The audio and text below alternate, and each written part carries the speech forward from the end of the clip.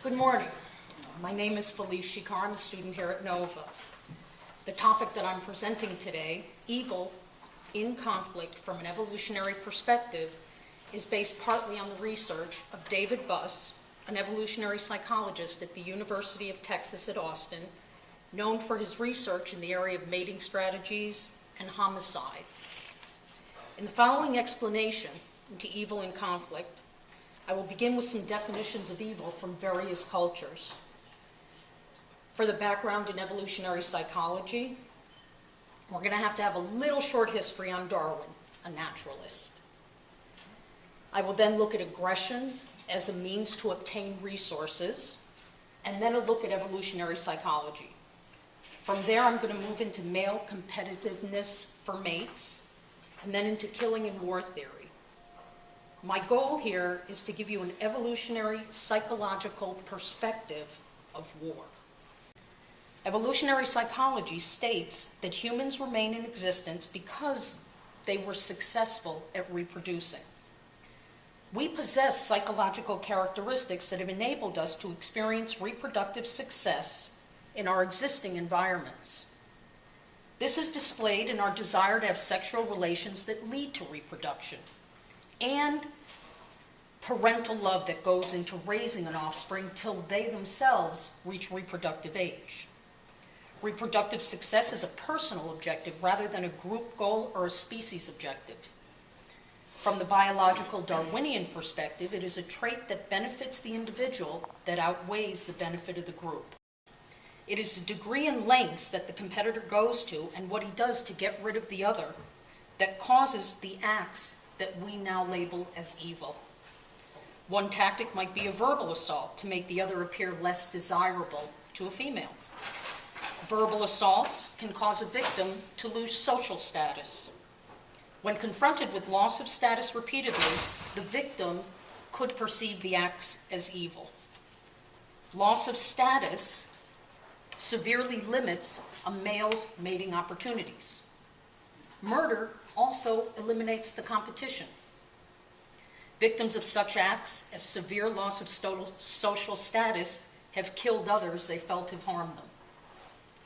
What we interpret as evil acts such as killing are common in the non-human world, where the consequences are not a consideration, nor are there cultural consequences.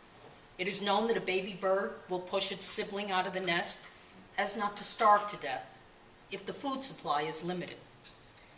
The evolutionary perspective theorizes that humans have an evolved mechanism to damage their rival's reputation, or injure or eliminate the rival that's competing for any limited resource. Evolutionary behavior is basically species-wide.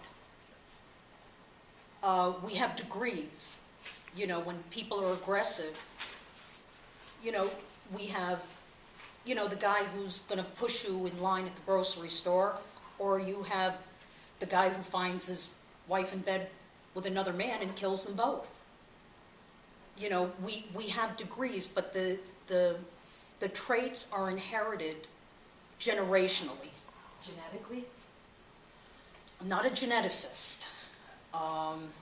I'm more a psychologist, an evolutionary psychologist. So a lot of the research is genetically based. There's a lot of research done by evolutionary biologists. My approach to genocide, to war, to conflict is different than a lot of the earlier presenters. And my goal is more to understand why all this happens.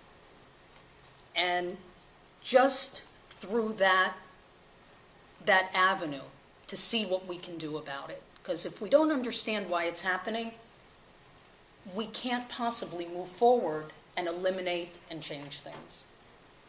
That's the basis of my research, and I hope I shared something new, maybe a little interesting with everybody. Somebody takes your toy, you hit them over the head. So how is it human nature if it doesn't come from within? There has to be an external stimulus that causes the aggression, and that kind of puts that theory a little bit aside, because if you're alone in a room, you know, okay, you punch a wall or whatever, you're not gonna, you know, that exterior stimulus is very important in studying aggression. What made you angry? So that genetic component, although possibly present, we're still studying that in genetics, it doesn't take that into account, the external forces.